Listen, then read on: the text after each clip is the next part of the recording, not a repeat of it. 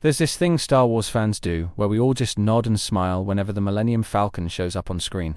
Like it's this untouchable icon that can do no wrong. The fastest hunk of junk in the galaxy, the smuggler's dream, the ship that made the Kessel Run in less than 12 parsecs. But if we're being real for a second, the Falcon is basically that one friend who's always late, always broke, and somehow still gets invited to every party because they're fun when they actually show up. And the thing is, we act like all those breakdowns and malfunctions are part of the charm. The hyperdrive fails in the middle of an escape. Cables spark during a dogfight. Panels fall off when it lands. Han and Chewie are basically full-time mechanics with a side hustle in heroics. If any other ship in the galaxy pulled this nonsense, it would have been sold for parts decades ago.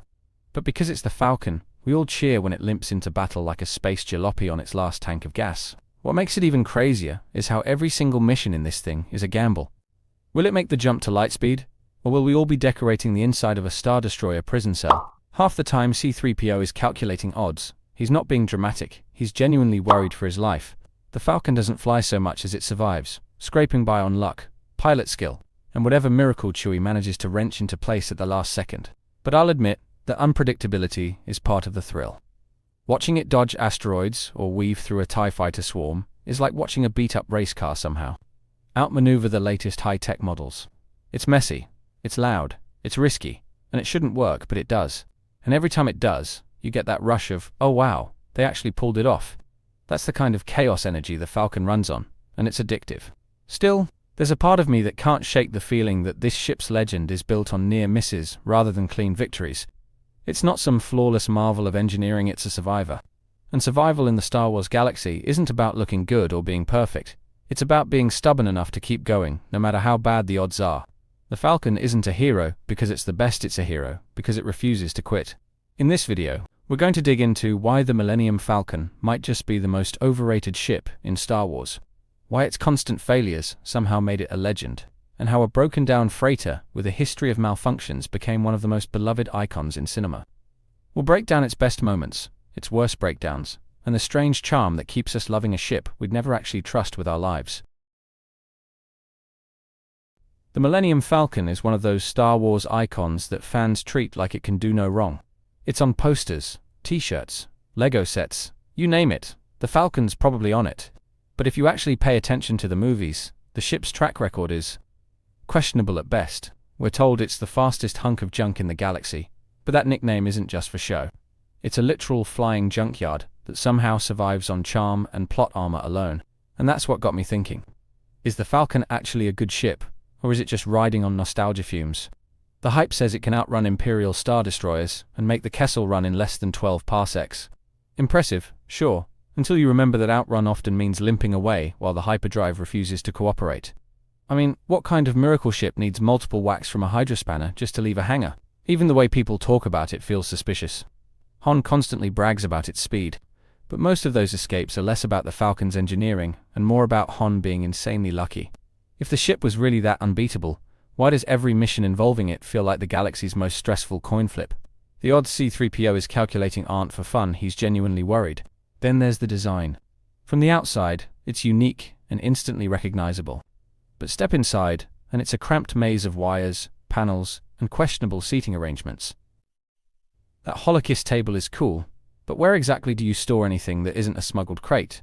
The whole thing looks like it was held together by spare parts from 5 different ships that got into a bar fight. So maybe the real question isn't why do I hate the Falcon, but why does anyone still pretend it's this flawless piece of galactic engineering? What drives me up the wall about the Millennium Falcon is how unreliable it is. Name one movie where the ship works flawlessly from start to finish. You can't. In A New Hope, it needs constant coaxing just to make the jump to lightspeed. In The Empire Strikes Back, the hyperdrive basically becomes a recurring character. It's mentioned so often you start to wonder if they should just replace the plot with will it work this time? And that's not a one-off problem. This thing fails more often than it functions. How many times have we seen Han or Chewie sprinting into the guts of the Falcon mid-battle, trying to fix something while blaster bolts are flying? If your car stalled that often, you'd trade it in before the next oil change. But in Star Wars, we're supposed to cheer like it's a plucky underdog every time it coughs back to life. The sad thing about the Millennium Falcon is that, despite all the jokes and fan love, it's a ship with a history that's kind of tragic. Han clearly loves it, calls it home, and defends it like it's part of his family. But deep down, You can tell he knows it's a constant battle to keep it running. Every dent, scorch mark, and missing panel is a reminder of the countless close calls and scrapes it's barely survived. You can see that wherein the Force Awakens when Rey and Finn first find it, it's been sitting there abandoned, stripped for parts, reduced to just another wreck on a junkyard planet. For a ship that's been through so much and carried some of the most important figures in galactic history, that's a rough fall from grace. Even when it's in action, the Falcon always feels like it's one step from disaster. Every mission has that undertone of, this might be the last ride, and not in a cool, heroic winner we don't have a backup plan way. And for all the victories it's been part of, you never shake the feeling that it's constantly on borrowed time. The fact that it's outlasted so many other ships isn't necessarily a testament to its durability. It's more about the people who keep fighting for it, fixing it, and dragging it through one more mission. The Falcon survives because its crew refuses to let it die, not because it's some indestructible marvel of engineering. And that makes every scene where it's limping to safety feel less like a triumph and more like a sigh of relief. But here's the part that makes all of this so complicated. For all my complaints, I can't deny the Falcon's impact as a piece of cinematic iconography. That first time you see it in A New Hope, parked in Docking Bay 94, it's just cool. Not sleek like an X-Wing, not intimidating like a Star Destroyer, just this weird, beat-up freighter that somehow commands attention. And when it's in the air, it moves in a way that feels alive. The way it twists, banks, and slides through asteroid fields is almost like watching a street racer dart through traffic. It's not pretty, but it's effective and it feels personal. Every crazy maneuver is an extension of the pilot's instincts, which is why Han, Lando, and later Rey make it look effortless. The sound design seals the deal.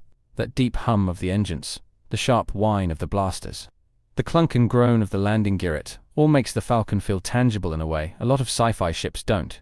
You believe it's a real working machine, even when it's doing impossible things. And maybe that's the thing that keeps people loving the Falcon despite everything. It's not perfect, it's deeply flawed, but it always shows up when it matters most. That makes it relatable in a way that a flawless, never-failing ship never could be. The Falcon's victories feel earned because they're never easy. For the crew, it's more than just transportation. It's a symbol of freedom. Han used it to outrun bounty hunters, smuggle goods under the Empire's nose, and eventually fight for the rebellion. For Rey, it became a home and a connection to a legacy she didn't even know she was part of. For Lando, it was a high-stakes poker win that changed the course of his life. And for the audience, the Falcon is a reminder that underdogs can win. It doesn't matter if you're beat up, underestimated, or barely holding together. If you keep going, you can still make the jump to lightspeed when it counts. That's why, even after listing every single reason it should have been retired decades ago, I get why fans still cheer for it. It's not just a ship. It's a scrappy survivor. And that's a story we all want to believe in. The hope isn't that the Falcon will suddenly become reliable, it's that it will keep defying the odds, one impossible escape at a time. But in the end, that's also the tragedy of the Millennium Falcon. It will never be what it's hyped up to be. It's not the fastest, not the strongest, and certainly not the most reliable ship in the galaxy. Its legend is built on narrow escapes, not flawless victories. And one day, that luck is going to run out. We've already seen it take more damage than most ships could survive. We've watched it lose parts, take hits, and barely limp away from battles. The truth is, the Falcon is held together by stubbornness both from its crew and from the story that refuses to let it go. But maybe that's the resolution. The Falcon doesn't have to be perfect to be legendary. Its flaws are part of its identity, the same way a scar can become part of a hero's story. Every groan of its hull and flicker of its controls is a reminder of the battles it's fought and the people it's carried. So yes, I hate the Millennium Falcon. I hate its unreliability, its constant malfunctions, and the way it turns every mission into a nerve-wracking gamble. But I also respect it, because for all its faults, it's still here, still flying, still finding a way. And maybe that's why, no matter how much I complain, I know I'll still cheer the next time it blasts off. Thank you for watching. Be sure to like, subscribe, and hit that share button. My main channel is Critical Analysis Hub, where I post Star Wars content about the movies. My secondary channel is Critical Analysis Hub Plus, where I focus on the shows of Star Wars. And my third channel is Critical Analysis Hub XP, where I post comic books. Be sure to take a moment and check them out. Thanks, and may the Force be with you.